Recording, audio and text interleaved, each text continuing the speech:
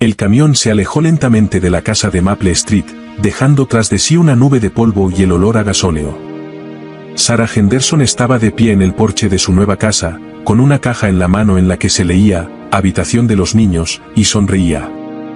La casa de 2 plantas, con revestimiento blanco y contraventanas azules, era tal y como había soñado, el clásico sueño americano en la tranquila localidad de Cedar Ridge, Oregón. Ethan, de 7 años, corría por el jardín con Max, su Golden Retriever, explorando el nuevo lugar. El niño estaba cubierto de pecas y tenía el pelo rojo brillante que se negaba a quedarse liso. Max, un perro de 4 años, parecía tan emocionado como él por la mudanza, olfateaba cada arbusto, cada árbol, marcando su nuevo territorio. Entre 2 viejos robles al fondo del jardín ya había un columpio colgado, que habían dejado los antiguos propietarios. «Mamá, ¿puedo construir un fuerte aquí?», gritó Ethan, señalando los árboles. «Claro, cariño. Pero primero vamos a desempaquetar». Michael Henderson sacó otra caja con material informático del coche. Era consultor informático autónomo y se alegraba de alejarse del ruido de la gran ciudad. En Cedar Ridge, la conexión a internet era lo suficientemente rápida para trabajar y la vida prometía ser tranquila y apacible. Max se detuvo de repente ante la valla que separaba su jardín del vecino. El perro olisqueó el suelo, soltó un gemido suave y empezó a cavar con las patas justo en la línea de la valla. Ethan corrió hacia él, pero Max solo levantó la vista con sus inteligentes ojos marrones y volvió a cavar. Al otro lado todo estaba en silencio, una casa de una sola planta con un jardín bien cuidado parecía vacía. Los primeros en saludar a los recién llegados fueron los vecinos de la izquierda, una joven pareja de la casa con persianas azules. Lisa Carter era una guapa rubia de unos 25 años, pero tenía los ojos rojos, como si hubiera llorado recientemente. A su lado estaba Danny, un hombre un poco mayor, con expresión tensa. «¿Bienvenidos al barrio?», dijo Lisa, aunque su sonrisa parecía forzada. «Soy Lisa, este es mi marido Danny. Si necesitáis algo, no dudéis en pedirnos». Danny asintió educadamente, pero estaba claro que sus pensamientos estaban en otra parte. No dejaba de mirar a su mujer con una mezcla de culpa y frustración en el rostro. «¡Qué niño tan guapo!», dijo Lisa, mirando a Ethan con una tristeza dolorosa. «Los niños son una alegría. Danny y yo estamos pensando en…». No terminó la frase, porque su marido la agarró de repente de la mano. «Tenemos que irnos», dijo. «Hasta luego». Se marcharon, pero incluso a través de la puerta cerrada se podía oír cómo se reanudaba la discusión, amortiguada pero claramente hostil. Sarah negó con la cabeza, parecía que la joven pareja estaba pasando por un mal momento. A la derecha de su jardín vivía Margaret Thompson, una mujer de aspecto pulcro, de unos 58 años, con gafas y un cardigan gris. Apareció junto a la valla mientras la familia descargaba las últimas cajas y se quedó mirándolos con una expresión de cautelosa curiosidad. «Bienvenidos», dijo educadamente, aunque sin mucho entusiasmo. «Soy Margaret. Soy bibliotecaria jubilada y me mudé aquí hace 2 años, cuando dejé de trabajar». Observó atentamente a la familia, deteniéndose en Ethan. «Qué buen chico. Vigílelo de cerca. Hoy en día no se está tan seguro. Hay mucha gente extraña, sobre todo en internet. Nunca se sabe quién vive al lado». Con esas palabras, volvió a entrar en su casa y cerró las pesadas cortinas tras de sí. Sarah pensó que la vecina parecía un poco paranoica, pero inofensiva, una típica jubilada solitaria que observaba a los vecinos por aburrimiento. El más simpático de todos era Walter Green, que vivía en la casa de enfrente. Era un hombre de unos 60 años, con ojos grises y amables y una amplia sonrisa sincera, que se acercó a ellos con un plato de galletas caseras aún calientes y un ramo de rosas de su jardín. «Bienvenidos a Cedar Ridge», dijo con cordialidad, ofreciéndole los dulces a Sarah. «Soy Walter Green. Llevo varios años viviendo aquí y conozco bien la zona. Si necesitan algo, no duden en preguntarme». Ethan miró con curiosidad al anciano tan simpático. Walter se dio cuenta y se agachó para quedar a la altura de los ojos del niño. Tú debes de ser el explorador local, dijo con una sonrisa, mirando el fuerte de hojas que Ethan estaba construyendo. Veo que ya estás explorando tu nuevo hogar. ¿Y este es tu fiel ayudante? Max se acercó a Walter, olisqueó su mano extendida y se dejó acariciar tranquilamente. El perro percibía claramente la amabilidad del hombre. Se llama Max y yo soy Ethan, dijo el niño. Nos hemos mudado desde Portland. Estupendo. Te va a gustar este lugar, es tranquilo, apacible y hay mucho espacio para jugar. Tengo unas manzanas estupendas en mi jardín, y en otoño, las peras estarán maduras. Cuando estén listas, me aseguraré de compartirlas con vosotros. Walter parecía el tipo de vecino que toda familia querría tener, amable, servicial, siempre dispuesto a echar una mano. Había una calidez especial en sus ojos cuando miraba a Ethan, como si el niño le recordara a alguien a quien había amado en el pasado. Los 2 meses siguientes transcurrieron con la agradable rutina de instalarse en un nuevo hogar y una nueva vida. Ethan se adaptó rápidamente al colegio local y se hizo amigo de un niño vecino, Tommy Johnson, que vivía 3 casas más abajo. Todos los días, después del colegio, jugaba en el jardín con Max, construyendo fuertes cada vez más complejos con hojas caídas, trepando a los viejos robles y columpiándose en los columpios. Michael consiguió trabajo con sus clientes y obtuvo algunos contratos importantes con empresas de Portland. Sara empezó a dar clases en la escuela primaria local y estaba feliz con el ambiente tranquilo de la pequeña ciudad. Walter Green se convirtió rápidamente en casi un miembro más de la familia. A menudo se pasaba por casa con algún dulce casero, ayudaba a Michael con las tareas del jardín y enseñaba a Ethan a reconocer diferentes tipos de rosas y a cuidarlas adecuadamente. El niño se acostumbró a ver al simpático vecino junto a la valla casi todos los días. Walter siempre lo saludaba, le preguntaba cómo le iba en el colegio, a veces, le hacía pequeños regalos, libros sobre la naturaleza, un estuche de lápices de colores, un avión de juguete. ¡Qué hombre tan maravilloso!, solía decir Sara a su marido por las tardes. Se nota que le encantan los niños. Es una pena que nunca haya tenido una familia propia.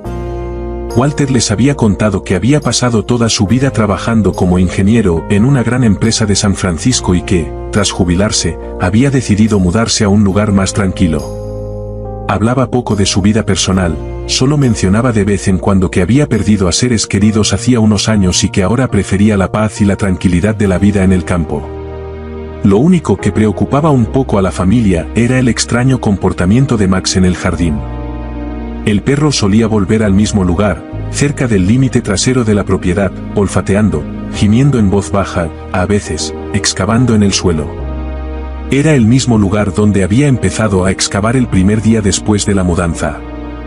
Michael pensó que podría haber algún producto químico en la tierra, fertilizantes, limpiadores antiguos o disolventes derramados por los anteriores propietarios. Esas sustancias podían irritar el sensible olfato de Max y ponerlo nervioso, ya que odiaba los olores fuertes. Octubre de 2017 resultó ser un mes inusualmente soleado y cálido para Oregón.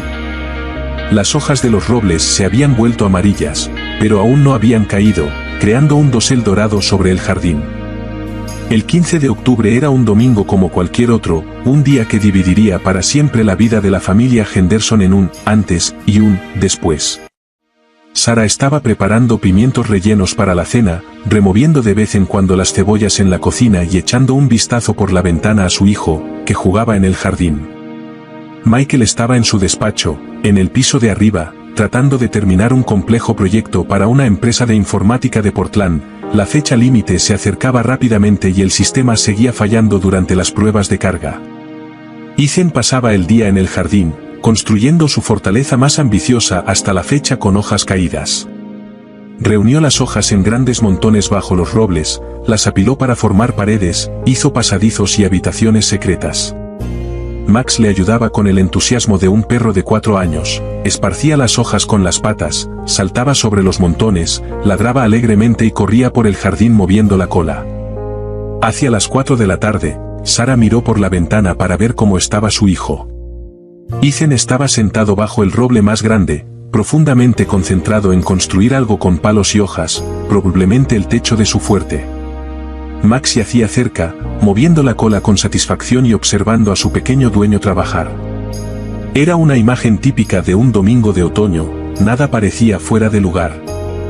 De repente, sonó el teléfono, era su suegra, Ellen, que llamaba con sus preguntas habituales de los domingos, cómo iban las cosas en la nueva casa, si a Ethan le gustaba el colegio, si echaban de menos la ciudad. Sara contestó la llamada mientras estaba de pie junto a la cocina, donde se estaban friendo lentamente las cebollas, pero pronto, absorta en la conversación, se dirigió al salón. No se dio cuenta de cómo pasaba el tiempo, la charla, como de costumbre, se alargó. Ellen se sentía sola y le encantaba compartir las últimas noticias, contar los programas de televisión y dar consejos interminables. Unos 15 minutos más tarde, Max entró corriendo en la habitación. El perro estaba claramente alterado, gimiendo, tirando de la falda de Sara, yendo y viniendo entre ella y la puerta de la cocina. Al principio, ella no entendió lo que estaba pasando, pero luego percibió un olor fuerte, algo se estaba quemando en la cocina. Sara se despidió rápidamente de su suegra, corrió a la cocina, apagó el fuego debajo de las cebollas quemadas y abrió la ventana para ventilar el olor. Y entonces, al mirar por la ventana sin pensar, se dio cuenta de que el patio estaba vacío. Ethan no estaba por ninguna parte. Max ya estaba de pie en la puerta, mirando tensamente hacia la valla y gimiendo suavemente. El fuerte de hojas estaba medio destrozado, como si alguien lo hubiera registrado apresuradamente o simplemente hubiera dejado el trabajo a medias. El niño no estaba por ninguna parte, ni debajo de los árboles, ni en los columpios, ni cerca de la casa.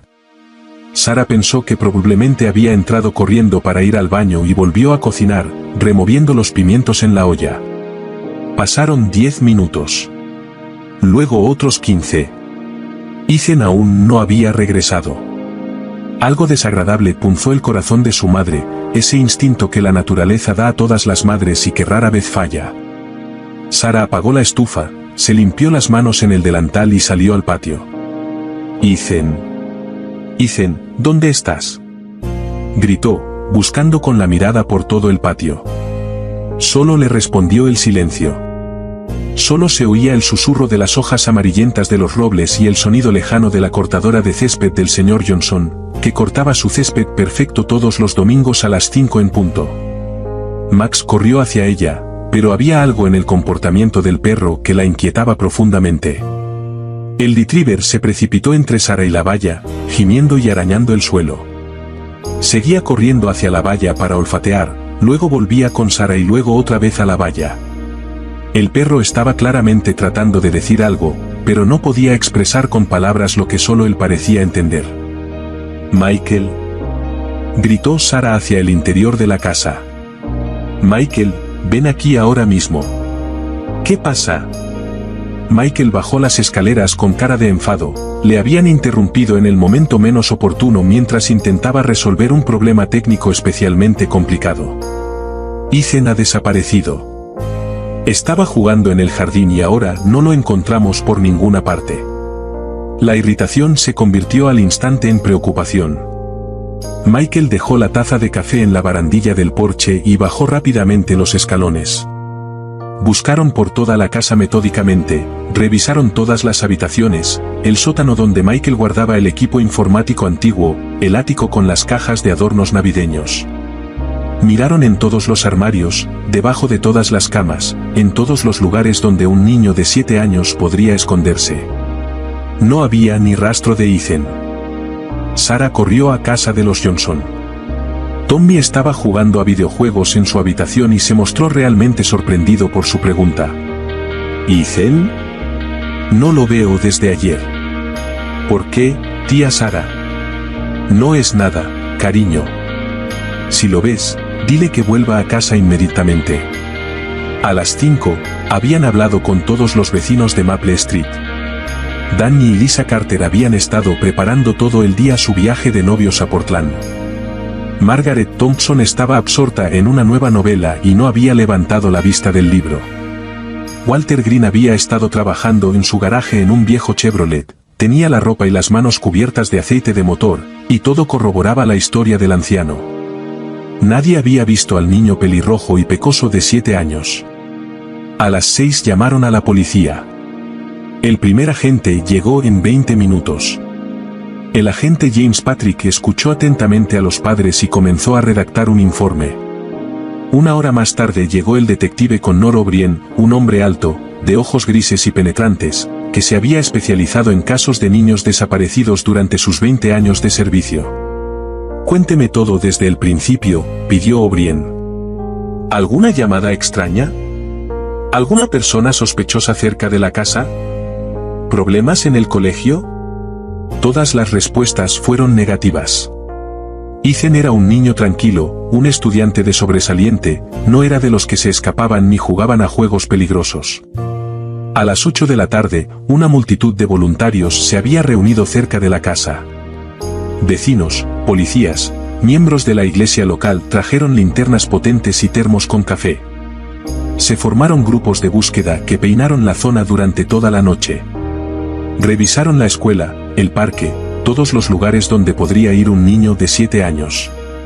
El comportamiento de Max se volvió cada vez más extraño. El perro daba vueltas por el jardín, rechazaba la comida y no dejaba de volver a la valla para rascar el suelo. Uno de los agentes explicó que los perros son muy sensibles al estrés de sus dueños y a menudo saben cuando algo va muy mal. El resultado de la búsqueda de la primera noche fue nulo. A la mañana siguiente, se unieron a la búsqueda especialistas del condado. O'Brien dirigía un equipo de 6 investigadores. Al mediodía del día siguiente, la historia había aparecido en las noticias locales. La foto del niño sonriente, pelirrojo y pecoso apareció en las pantallas de televisión de todo el estado. O'Brien interrogó minuciosamente a todos los residentes de Maple Street. Danny y Lisa Carter realmente se habían estado preparando para la boda, su coartada estaba respaldada por fotos, testigos y recibos de restaurantes. Margaret Thompson recordaba pasajes detallados de su libro con una precisión convincente. Walter Green les mostró el coche desmontado en su garaje, y sus herramientas estaban ordenadas como las de un mecánico profesional. Los 3 pasaron la prueba del polígrafo y no mostraron signos de engaño. El miércoles, el FBI se involucró en el caso. La agente Jennifer Clark les dio a los padres la cruda realidad: después de 72 horas, las posibilidades de encontrar a un niño desaparecido con vida disminuyen drásticamente, pero ellos no se daban por vencidos. Se inició una investigación sobre todas las personas que habían sido acusadas anteriormente de delitos contra menores, más de 200 en todo el estado. Se investigó a profesores, entrenadores y todos los adultos que habían tenido contacto con el niño. Perros rastreadores de Portland intentaron seguir el rastro, pero este se perdió justo en la valla del jardín trasero de los Henderson. El resultado seguía siendo nulo. Al final de la primera semana, comenzaron a llegar las primeras pistas falsas. Una mujer en un centro comercial de Portland estaba segura de haber visto a Ethan con un hombre extraño. Sarah y Michael se apresuraron a acudir al lugar en menos de 30 minutos, pero las imágenes de las cámaras de seguridad mostraban a un padre normal con un hijo inquieto. «No es él», susurró Sarah, y algo se rompió dentro de ella. La segunda falsa alarma llegó desde Seattle. Una profesora creía que su nuevo alumno era el desaparecido Ethan. Resultó que el niño se había mudado de Oregón y se parecía mucho a Ethan, pero era de otra ciudad y todos sus documentos estaban en regla. La tercera pista llegó de la cámara de una gasolinera a 80 kilómetros de la ciudad. Las imágenes mostraban a un hombre repostando su coche con un niño sentado en el asiento trasero. La hora coincidía, domingo alrededor de las 8 de la tarde. El propietario del coche fue localizado 2 días después, un vendedor ambulante que volvía a casa con su hijo desde la casa de su exmujer. Otro callejón sin salida. Al final de la segunda semana, la historia de Ethan Henderson se había convertido en noticia nacional. La CNN y la Fox News enviaron equipos de noticias a Cedar Ridge. La tranquila ciudad se convirtió en un circo mediático. Los periodistas acamparon frente a la casa de los Henderson las 24 horas del día, bombardeando a los vecinos con entrevistas y comentarios. Sarah y Michael concedieron varias entrevistas con la esperanza de que la publicidad ayudara a encontrar a su hijo. Aparecieron en un programa matutino de televisión nacional. Nuestro hijo está ahí fuera, en algún lugar, dijo Sarah a la cámara, conteniendo las lágrimas. Si alguien lo tiene retenido, por favor, que lo deje marchar. Lo necesitamos. Lo queremos. Tras la emisión, la línea de información recibió miles de llamadas. La gente informaba de avistamientos de niños pelirrojos por todo el país. Había que investigar cada pista. La mayoría resultaron ser falsas. Pero algunas personas llamaban solo por morbo. Tu hijo está muerto, dijo una persona anónima. Olvídalo. Esas llamadas causaban un dolor insoportable a los padres. Surgieron falsos videntes que afirmaban poder encontrar al niño gracias a poderes sobrenaturales. La policía se vio obligada a seguir incluso estas visiones y registró todos los cursos de agua de la zona. El resultado siguió siendo nulo.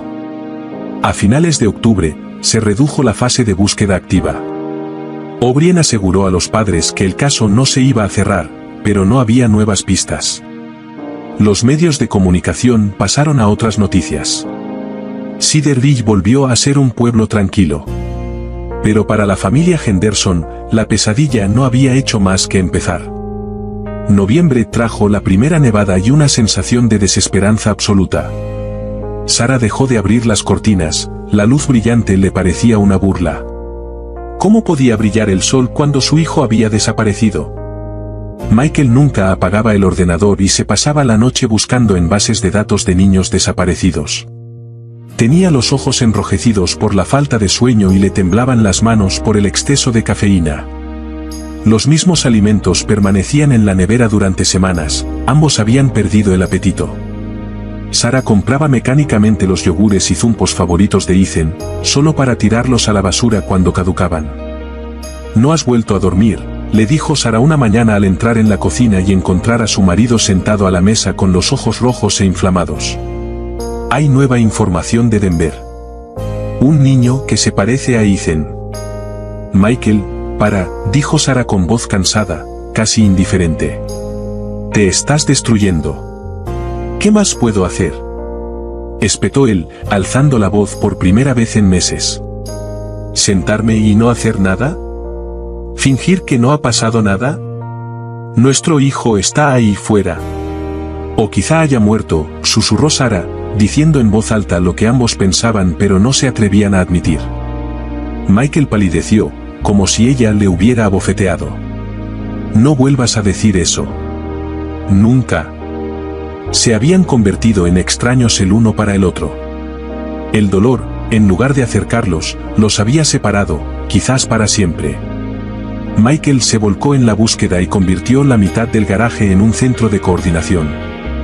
Las paredes estaban cubiertas de mapas con marcas, fotos de Ethan a diferentes edades, gráficos y diagramas. Sarah creó un grupo en las redes sociales llamado Encontremos a Ethan. En un mes, tenía miles de seguidores de todo el país. Cada día llegaban cientos de mensajes de personas que afirmaban haber visto al niño en diferentes partes de Estados Unidos. Cada mensaje traía un destello de esperanza y había que comprobarlo. Durante el primer año, viajaron a 12 estados diferentes, siguiendo las pistas más creíbles. Todos los viajes terminaban en decepción. Cada falsa alarma les arrancaba un pedazo del alma y les dejaba sin sus últimos ahorros. Su matrimonio se estaba desmoronando. Dejaron de hablar de cualquier cosa que no fuera la búsqueda. Las tareas domésticas, el trabajo, las amistades, todo pasó a un segundo plano. Su cama se había enfriado. Sus abrazos se volvieron formales y escasos. Nos estamos perdiendo el uno al otro, dijo Sarah una noche, al final del primer año de búsqueda. Ethan no habría querido esto. Ethan querría que lo encontráramos, respondió Michael, con la mirada fija en la pantalla del ordenador. ¿Y si nunca lo encontramos? Michael se volvió lentamente hacia ella. Sus ojos reflejaban un dolor demasiado profundo para expresarlo con palabras. En solo un año, había envejecido al menos 10. Entonces seguiremos buscando durante el resto de nuestras vidas. Max también estaba envejeciendo visiblemente, pero nunca dejaba de volver a ese lugar junto a la valla. El que fuera un perro joven y enérgico se había convertido en un compañero gris y lento. Apenas comía y pasaba la mayor parte del día tumbado en el lugar donde había jugado por última vez con Ethan. A veces se sentaba junto a la valla durante horas, mirando al vacío, como si esperara que el niño pelirrojo volviera y lo llamara para jugar. El segundo año trajo nuevas pruebas. En marzo, llegó una pista desde Los Ángeles. Un trabajador social informó de que en un centro de acogida había un niño que había sido encontrado en la calle, no recordaba su nombre, pero se parecía mucho al Ethan desaparecido. Sarah y Michael volaron a California tan rápido como pudieron. No hablaron durante el vuelo, cada uno preparándose en silencio para volver a ver a su hijo y temiendo otra decepción. El niño se parecía mucho a él, pelo rojo, pecas, más o menos de la misma edad. Pero cuando se dio la vuelta. «No es él», susurró Sarah, y algo dentro de ella se rompió definitivamente. Más tarde se descubrió que el niño sufría amnesia tras un accidente de coche en el que habían fallecido sus padres, unos turistas canadienses. Otra esperanza destrozada. Otra noche de insomnio en un motel barato, donde Sarah lloraba sobre la almohada mientras Michael miraba al techo, preguntándose cuánto tiempo más podría soportar aquello. En el verano del segundo año, llegó un mensaje de una escuela privada de Sacramento.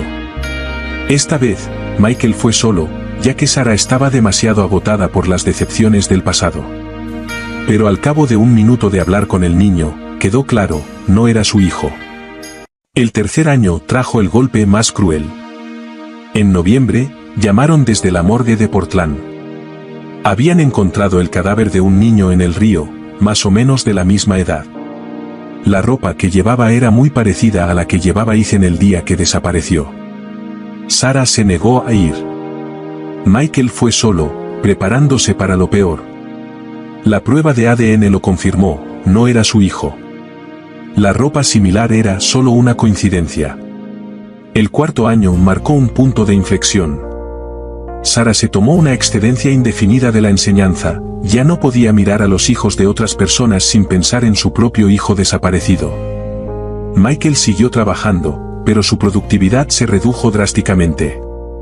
Perdió varios clientes importantes y tuvo que pedir un préstamo para cubrir los gastos de la búsqueda.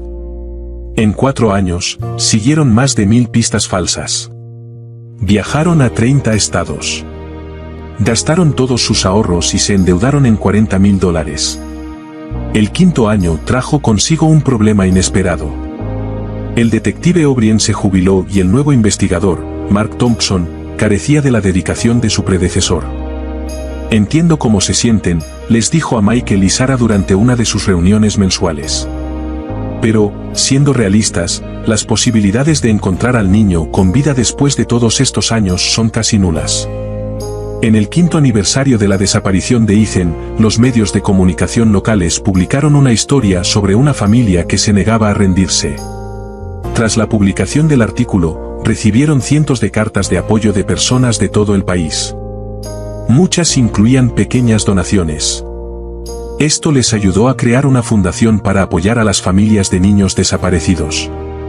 «No pudimos encontrar a nuestro hijo», dijo Sarah en la reunión fundacional de la Fundación Voz de la Esperanza. «Pero quizá podamos ayudar a otros padres a encontrar a los suyos». Trabajar en la fundación se convirtió en su salvación. Ayudar a otras familias dio sentido a su dolor. En su primer año, la fundación ayudó a encontrar a 17 niños en todo el país. El sexto año trajo grandes cambios a Maple Street. Los recién casados Carter se divorciaron, su matrimonio no pudo soportar la constante proximidad de la tragedia y el dolor de saber que nunca podrían tener hijos propios. Lisa se mudó con su madre a California y Danny vendió la casa y se mudó a Seattle.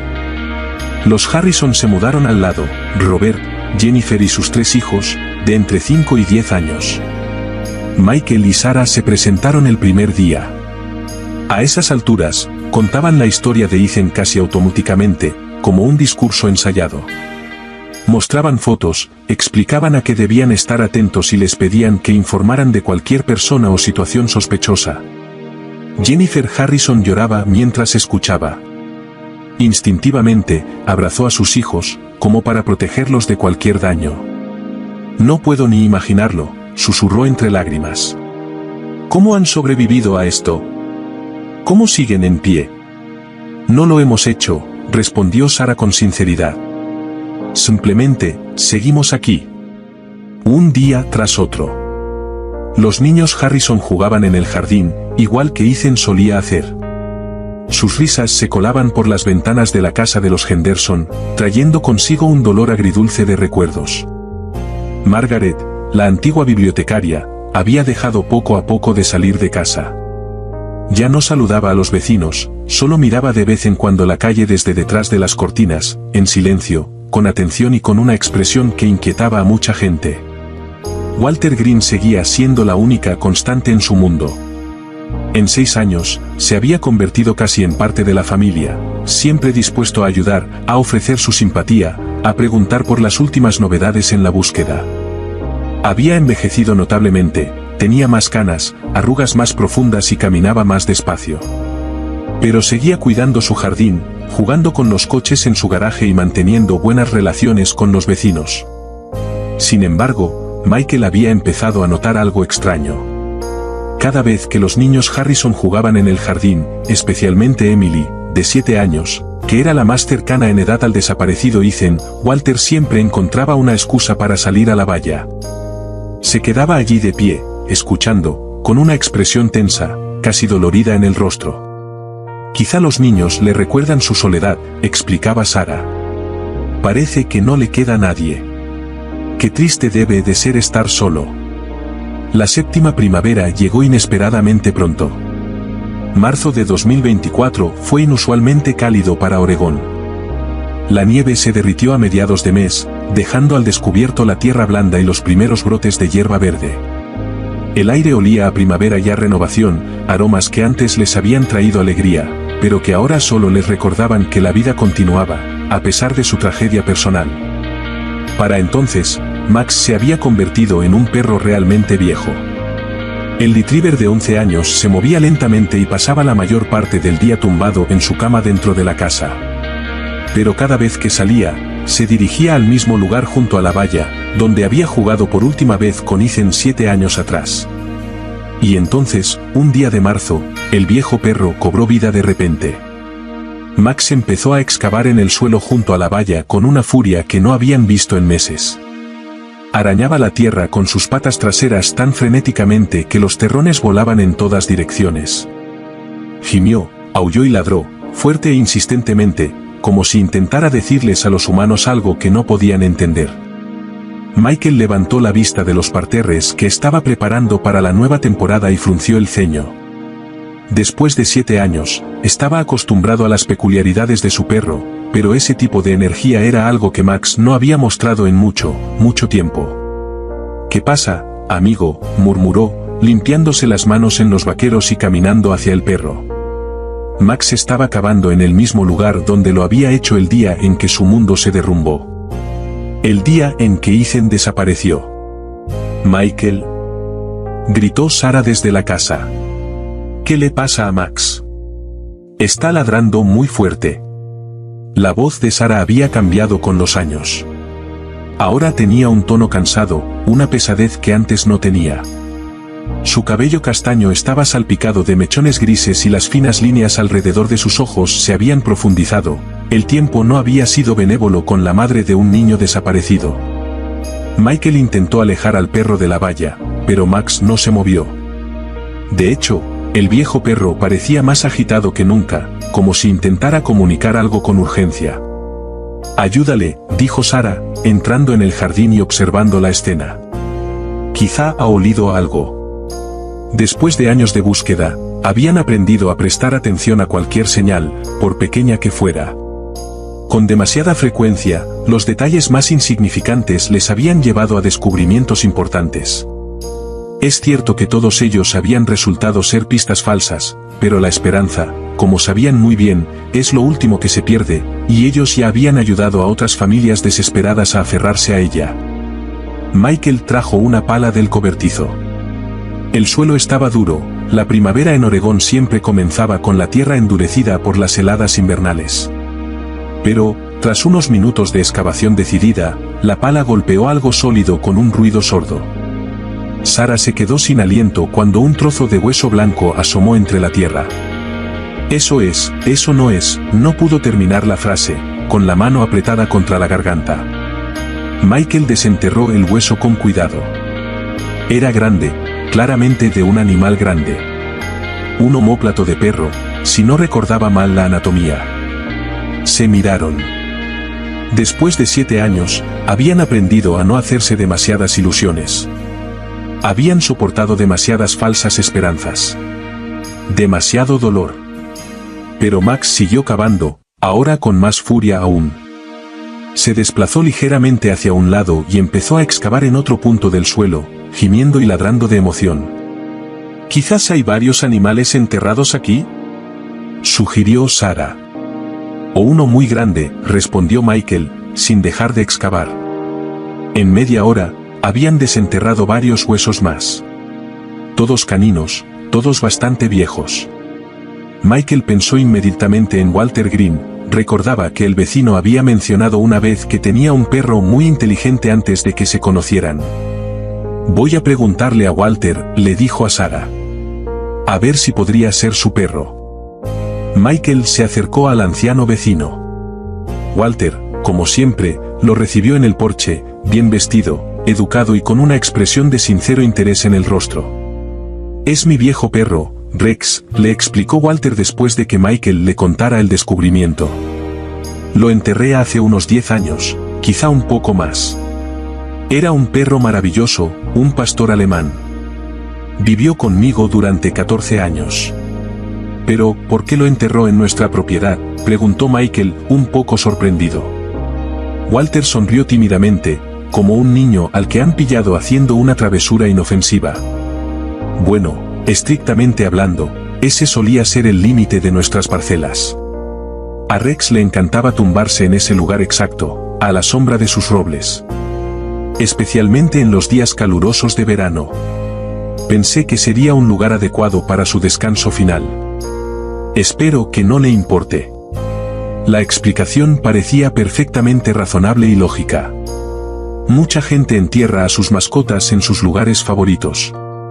Michael le aseguró al vecino que no había ningún problema, que entendían cómo se sentía. «¿Cómo va la búsqueda de Ethan?», preguntó Walter, como había hecho en cada encuentro durante los últimos 7 años. «¿Alguna pista nueva?». Michael negó con la cabeza.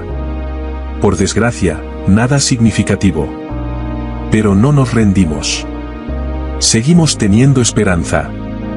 «Era un chico estupendo», dijo Walter, mirando hacia la casa de los Henderson con expresión triste. «Siempre me saludaba educadamente cuando me veía. Era un chico inteligente y bien educado. Lo habéis criado muy bien». Michael asintió en silencio. Cada vez que alguien hablaba de Ethan en pasado, algo se le encogía por dentro. Era como si todo el mundo hubiera aceptado la idea de que su hijo ya no estaba. Todos, excepto ellos. Cuando Michael regresó a casa, vio que Max aún no se había calmado. El perro seguía cavando en diferentes lugares a lo largo de la valla, como si buscara algo específico. Al anochecer, el viejo retriever parecía completamente agotado, pero no se detenía. «¿Qué le pasa?», preguntó Sarah, observando al perro con creciente preocupación. «¿Deberíamos llevarlo al veterinario?». «Esperemos hasta mañana», decidió Michael. «A ver cómo se comporta». Pero a la mañana siguiente, Max volvió a cavar. Esta vez en un lugar diferente, a unos 2 pasos del original. Su comportamiento se volvió aún más extraño y urgente, gimió, lloriqueó y miró a Michael y Sarah con ojos que parecían suplicarles que lo entendieran, que lo ayudaran. Los días siguientes estuvieron llenos de tensión creciente. Max continuó cavando con una persistencia que rayaba en la obsesión. Había perdido peso visiblemente, apenas comía y solo bebía agua. Pasaba la mayor parte del tiempo junto a la valla, cavando en varios lugares. El veterinario, el Dr. Clark, vino a casa y examinó cuidadosamente al perro. Físicamente, Max estaba sano para su edad, pero su comportamiento sin duda planteaba interrogantes. «Se comporta como un perro que ha detectado algo concreto», explicó el Dr. Clark. Su sentido del olfato es millones de veces más sensible que el nuestro. Es posible que esté percibiendo algo que nosotros simplemente no podemos detectar. Una semana después del primer descubrimiento, un camión del ayuntamiento se detuvo frente a su casa. 3 hombres vestidos con ropa de trabajo bajaron con equipo de topografía. El ayuntamiento tenía previsto instalar una nueva tubería de alcantarillado en su calle y los topógrafos necesitaban marcar con precisión los límites de cada propiedad. Michael aprovechó la oportunidad. Se acercó al topógrafo jefe, se presentó y le preguntó si también podían escanear el lugar donde Max había estado excavando con tanta intensidad. No hay problema, respondió el hombre. Tenemos un georradar. Nos muestra todo lo que hay bajo tierra. El radar era un equipo impresionante, un dispositivo compacto con ruedas que podía escanear el suelo hasta 5 metros de profundidad y mostrar los objetos subterráneos en una pantalla. Muy interesante, dijo el topógrafo jefe, estudiando atentamente las lecturas del radar después de pasarlo por la zona donde Max había estado excavando. Definitivamente hay algo ahí abajo. Algo grande y metálico. A unos 2,5 metros por debajo de la superficie. El corazón de Michael dio un vuelco y empezó a latir más rápido. ¿Qué podría ser? El topógrafo se encogió de hombros. Es difícil decirlo sin una excavación adecuada. Podría ser un antiguo sistema séptico o algún tipo de instalación abandonada. O tal vez alguien enterró un coche o una gran pieza de maquinaria hace mucho tiempo. Miró de nuevo la pantalla. En las zonas rurales se ven todo tipo de cosas. Pero la forma de este objeto es extraña, casi cuadrada y bastante compacta. ¿Puede decirme cuánto tiempo lleva ahí? A juzgar por las lecturas, bastante. La tierra que lo rodea está muy compacta por el paso del tiempo. Yo diría que al menos 15 años. Quizá más. Michael dio las gracias a los topógrafos y llamó inmediatamente a O'Brien. El antiguo detective escuchó atentamente el informe sobre el objeto metálico subterráneo y prometió llegar en menos de 1 hora. Aunque yo no me haría muchas ilusiones, advirtió. Probablemente solo sea alguna vieja tubería. O'Brien no vino solo, trajo consigo a un joven detective, Mark Thompson, que se había hecho cargo oficialmente del caso de Ethan tras la jubilación de O'Brien. Thompson se mostró escéptico. Las posibilidades de que esto tenga algo que ver con la desaparición del niño son prácticamente nulas, dijo mientras estudiaba las lecturas del radar terrestre. Pero ya que estamos aquí, echemos un vistazo. O'Brien examinó cuidadosamente los datos del escáner.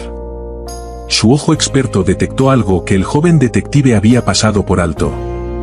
Esto no parece un tanque séptico ni una tubería de agua, dijo pensativo. Es demasiado compacto y tiene una forma perfecta.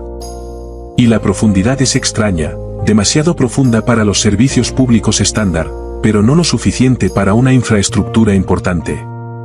¿Qué sugieres?, preguntó Michael. Excavamos. Pero con cuidado y de forma metódica. Si esto está realmente relacionado con el caso de su hijo. No terminó la frase, pero todos entendieron lo que quería decir. Al día siguiente, Michael alquiló una pequeña excavadora.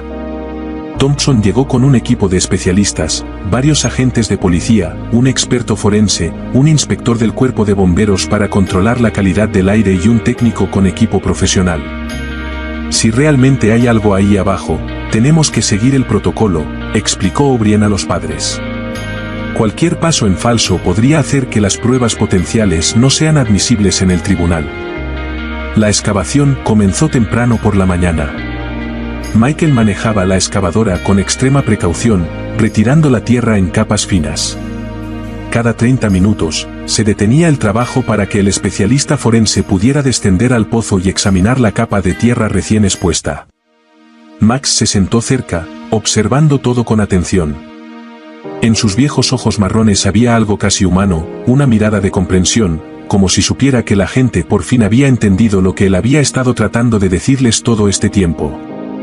1 hora después de empezar a excavar, la pala de la excavadora golpeó algo metálico con un fuerte estruendo que resonó en la tranquila calle matutina. Michael apagó inmediatamente el motor y saltó para despejar el objeto con las manos. Poco a poco, el borde de una estructura metálica emergió del suelo. Tras otros 30 minutos de excavación cuidadosa, apareció una compuerta metálica compacta, firmemente incrustada en la tierra. Estaba muy oxidada por los años bajo tierra, pero aún sólida. Tenía un pesado tirador y una cerradura que casi se había desintegrado por el paso del tiempo y la humedad. ¿Qué es eso, por el amor de Dios?, susurró Sarah, mirando con los ojos muy abiertos el extraño descubrimiento. O'Brien se arrodilló junto a la escotilla y la examinó de cerca, limpiando con cuidado la suciedad restante con un cepillo de dientes viejo. Parece la entrada a un refugio antiatómico de la Guerra Fría, dijo pensativo. En los años 50 y 60, muchos estadounidenses construyeron estos refugios en sus patios traseros. Tenían miedo de una guerra nuclear con los soviéticos. Pero, ¿por qué el perro?, comenzó Sarah. Porque hay alguien ahí abajo, la interrumpió O'Brien en voz baja pero firme. O lo había hasta hace poco. Sacó una potente linterna táctica y la enfocó hacia los estrechos huecos que rodeaban la trampilla. Salía un débil chorro de aire. El sistema de ventilación funciona, señaló el detective. Definitivamente, esto no es solo un búnker abandonado. La policía inició el procedimiento oficial de apertura. Thompson tuvo que solicitar una orden judicial, lo que llevó otras 2 horas. Durante ese tiempo, una pequeña multitud de vecinos curiosos y periodistas se reunió cerca de la casa. Alguien había avisado a la prensa local sobre el insólito hallazgo. Sarah se sentó en el suelo, abrazándose las rodillas. Michael se quedó de pie cerca, agarrando la correa de Max, le temblaban las manos. La escotilla brillaba al sol y todo parecía demasiado tranquilo. Si es él, susurró Sarah, ¿quieres ser el primero en verlo? Michael asintió, incapaz de hablar. Se sentó junto a su esposa y juntos se quedaron mirando el metal oxidado, como si fuera un ataúd sellado que temían abrir. Tenemos que saberlo. Algo, añadió ella. El experto forense tomó docenas de fotos de la trampilla desde diferentes ángulos. Entonces O'Brien dio la orden de romper la cerradura. Todos atrás, a una distancia segura de la escotilla, ordenó. No sabemos qué hay ahí abajo. La cerradura, oxidada, se hizo añicos tras varios golpes con un mazo. La tapa de la escotilla resultó ser sorprendentemente ligera, claramente diseñada para ser abierta desde dentro, incluso por una mujer. La escotilla se abrió lentamente, revelando un agujero negro en la tierra y liberando una ola de aire viciado que no había cambiado en años. El olor era extraño, no a humedad como un sótano abandonado, sino más bien a una habitación cerrada durante mucho tiempo, pero habitada. O'Brien iluminó con cautela hacia abajo con su potente linterna. El haz de luz iluminó unos escalones metálicos que desaparecían en las profundidades de la estructura subterránea. Yo bajo primero, dijo, poniéndose una máscara protectora y comprobando su radio. Los demás, manteneos alejados de la escotilla hasta que os dé la señal. El descenso parecía interminable. Pasaron 10 angustiosos minutos, durante los cuales solo se oía el sonido de los cuidadosos pasos de O'Brien y su voz ocasionalmente amortiguada comprobando la conexión de la radio. Entonces, su voz sorprendida resonó desde abajo, Dios mío. Es un búnker de verdad. Totalmente equipado, habitado. Sin duda, hay alguien viviendo aquí abajo. Las rodillas de Sarah se doblaron. Michael apenas pudo sujetarla antes de que se derrumbara. Unos minutos más tarde, comenzaron a oírse ruidos procedentes de las profundidades, pasos, voces, movimientos, el roce de muebles, el crujido de puertas al abrirse. Y entonces se oyó una voz, desde abajo, como la de un niño, pero no del todo. La voz de un adolescente. ¿Hay alguien ahí fuera? ¿Es seguro? ¿No hay radiación? Sarah cayó de rodillas en la tierra junto al agujero excavado. Esa voz era más grave que hace 7 años, pero el tono, la forma de articular las palabras, el ritmo, todo le resultaba dolorosamente familiar. De la trampilla salió el detective O'Brien, y justo detrás de él, un adolescente. Delgado, extremadamente pálido, con el pelo rojo largo y unas pecas familiares que ahora resaltaban aún más en una piel que no había visto la luz del sol en años. Parecía mayor de 14 años, su rostro era demasiado serio para su edad, sus ojos demasiado cautelosos, demasiado alertas. El chico entrecerró los ojos con dolor ante la luz del día que no había visto en tanto tiempo. Se protegió los ojos con las manos, tratando de adaptarse al sol. Llevaba ropa limpia, pero claramente hecha a mano, vaqueros y un jersey que había sido remendado y ajustado muchas veces. ¿Dónde está el abuelo Walter?, preguntó con voz temblorosa, mirando a su alrededor con una expresión de pánico y confusión. ¿Qué ha pasado? ¿Ha terminado por fin la guerra? ¿Nos han encontrado los enemigos? ¿Por qué hay tanta luz? Ethan, susurró Sarah, levantándose lentamente de rodillas y dando un paso cauteloso hacia el hijo al que no había visto en 7 años. Ethan, soy mamá. ¿Te acuerdas de mí? El niño se echó hacia atrás, instintivamente presionándose contra O'Brien como si fuera la única figura familiar en este mundo extraño y aterrador. Había pánico real en sus ojos. Tú no eres mi mamá, dijo, mirando a Sarah como si fuera una completa desconocida, tal vez incluso una amenaza. Mi mamá murió hace 7 años cuando unos terroristas bombardearon nuestra ciudad. Me lo contó el abuelo Walter. Me enseñó fotos de la destrucción. Ustedes son enemigos. Son agentes rusos. Han venido a llevarme a los campos de experimentación. O'Brien puso suavemente una mano sobre el hombro del chico y le habló con la mayor calma y tranquilidad posible. Ethan, necesito que me escuches con mucha atención, dijo, agachándose para ponerse a la altura del adolescente. No ha habido ninguna guerra. No ha habido ningún ataque terrorista en nuestra ciudad. Y estas personas son tus verdaderos padres. Llevan 7 largos años buscándote. Eso no es cierto. Gritó Ethan, con la voz quebrada por la emoción. Todos mienten. El abuelo Walter me dijo que los terroristas atacaron Estados Unidos. Que todas las ciudades fueron destruidas. Que solo sobrevivieron los que se escondieron en búnkeres. Que solo él podía protegerme de la radiación y del enemigo. En ese momento, Walter Green salió lentamente de su casa, moviéndose como un hombre que sabía que había llegado su hora, que sabía que la red de mentiras que había construido estaba a punto de derrumbarse. Al ver a la multitud reunida alrededor de la trampilla abierta, al ver a Ethan bajo la brillante luz del sol, se quedó paralizado. El rostro del anciano mostraba una expresión de completa desesperanza y un profundo y abrumador dolor. Tenía los hombros caídos y los brazos colgando flácidos a los lados. Era un hombre que sabía que su mundo, construido enteramente sobre mentiras, se estaba desmoronando para siempre. Ethan vio al anciano y corrió hacia él, tropezando en el terreno irregular, ya que después de 7 años bajo tierra había perdido la costumbre de caminar sobre terreno natural. «Abuelo.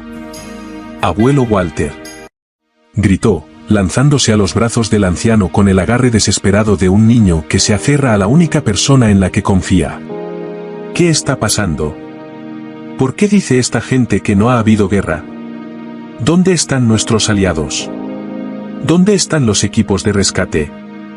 Walter abrazó al niño con brazos temblorosos y miró a la multitud que se estaba reuniendo. Las lágrimas corrían por su rostro profundamente arrugado, desapareciendo entre su barba gris. «Perdóname, Ethan», susurró Walter con voz temblorosa. «Perdóname, hijo mío. Perdona a un viejo tonto y enfermo». O'Brien se acercó lentamente, como quien se acerca a un animal herido y peligroso. «Walter Green», dijo en tono oficial pero cansado. «Queda arrestado por sospecha de secuestro de menores y retención ilegal. Tiene derecho a permanecer en silencio». Pero Walter no le escuchaba. Solo miraba a Ethan, que se aferraba a él con la desesperación de un niño que acaba de perder lo último en lo que podía confiar en un mundo que se derrumbaba. «Nunca quise hacerte daño», dijo el anciano entre lágrimas, acariciando el largo pelo rojo del niño. «Es solo que, no podía seguir solo. No después de perder a mi familia». «¿Qué familia?», preguntó O'Brien bruscamente, interrumpiendo la confesión del anciano. Walter negó lentamente con la cabeza, sin soltar a Ethan de sus brazos. Los perdí en 2016. En el atentado terrorista de Niza. A mi mujer, Elizabeth, a mi hijo, David, y a mi hija, Anne. Estábamos de vacaciones cuando el camión arrolló a la multitud en el paseo marítimo. Murieron en el acto. Yo fui el único que sobrevivió. Lo salvé, dijo Walter, mirando fijamente a O'Brien. No dejé que muriera en un mundo que ya se había quemado. Lo protegí del caos y el horror que había arriba. Poco a poco, a partir de las fragmentadas declaraciones de Walter, comenzó a formarse una imagen espantosa. Walter Green había sido efectivamente un ingeniero estadounidense que perdió a toda su familia en ese horrible atentado terrorista en Francia. El trauma y el dolor insoportable erosionaron lentamente su cordura. Se mudó a Cedar Ridge con la esperanza de empezar una nueva vida en un lugar tranquilo, pero el dolor nunca desapareció. A medida que las noticias informaban cada vez más sobre el aumento de las tensiones internacionales, las amenazas terroristas en suelo estadounidense y los peligros procedentes de Rusia y de grupos extremistas, algo finalmente se rompió en la mente dañada de Walter. Comenzó a prepararse para una catástrofe inevitable que creía que se avecinaba. Ethan fue trasladado inmediatamente al hospital Cedar Ridge para someterse a un examen médico completo. Sarah se desmayó al ver a su hijo y también fue hospitalizada en el mismo centro. Físicamente, el niño estaba sorprendentemente sano, Walter lo había cuidado muy bien durante todos esos años. Pero psicológicamente, el adolescente se encontraba en un estado de shock profundo. La doctora Elizabeth Harris, una psicóloga infantil con mucha experiencia, nunca había visto nada parecido. No se trata solo de un secuestro, explicó a los atónitos padres. Son 7 años de lavado de cerebro sistemático durante los años más formativos de la vida de un niño. El proceso de recuperación será largo y muy difícil. Los primeros días en el hospital fueron una pesadilla. Ethan se negaba rotundamente a creer que Sarah y Michael eran sus verdaderos padres. Exigía que lo devolvieran con el abuelo Walter, gritando que había sido secuestrado por agentes enemigos. El argumento más convincente resultó ser Max. Cuando el retriever de 11 años entró lentamente en la habitación del hospital, ocurrió algo inesperado. Max se detuvo en la puerta, olfateó el aire y dejó escapar un suave gemido. Luego, el viejo perro se acercó lentamente a la cama y apoyó su hocico canoso en el regazo de Ethan. El niño se quedó paralizado. Su mano se posó instintivamente sobre la cabeza familiar, y sus dedos se enredaron en el pelaje plateado del perro. En ese momento, algo hizo clic en lo más profundo de su memoria. Max. Susurró Ethan, mirando al perro anciano. ¿Tú eres realmente mi Max? El perro movió la cola con entusiasmo y lamió suavemente la mano del niño. Fue el primer paso de un largo viaje hacia la aceptación de una verdad brutal. Otro gran avance se produjo cuando una enfermera le trajo a Ethan una porción de tarta de manzana de la cafetería del hospital. Le dio un mordisco distraídamente y de repente se detuvo. «Este sabor», murmuró. «Recuerdo este sabor. Mamá, alguien solía hacer la misma tarta». Sarah corrió al hospital con una tarta recién horneada siguiendo una receta que no había tocado en 7 años. Ethan tomó un trozo, lo mordió lentamente y cerró los ojos. Las lágrimas rodaron por sus mejillas. «Mamá», susurró, y por primera vez en 7 años, esas palabras iban dirigidas a Sarah. Los recuerdos comenzaron a regresar en fragmentos, el perfume de su madre le trajo a la mente los cuentos que le contaba antes de dormir, la risa de su padre le recordó los proyectos que habían compartido. El proceso fue dolorosamente lento, pero Ethan poco a poco comenzó a aceptar la verdad. Un mes después, cruzó por primera vez la puerta de la casa de Maple Street. Todo le resultaba familiar, pero le parecía extraño. Su habitación se había conservado exactamente igual que 7 años atrás, como un museo de su infancia. Adaptarse a la vida normal fue agonizante. Ethan tenía miedo de salir solo, la luz brillante le dolía en los ojos y las multitudes le provocaban pánico. Max se convirtió en su mejor terapeuta, el viejo perro nunca se separó del niño. En noviembre, Max falleció tranquilamente mientras dormía bajo su roble favorito. Ethan lo encontró y lloró lágrimas de verdad por primera vez desde que todo había sucedido. Me salvó, les dijo Ethan a sus padres. Durante 7 años, nunca se rindió. Enterraron al perro en el mismo jardín. Michael hizo una lápida, Max Henderson.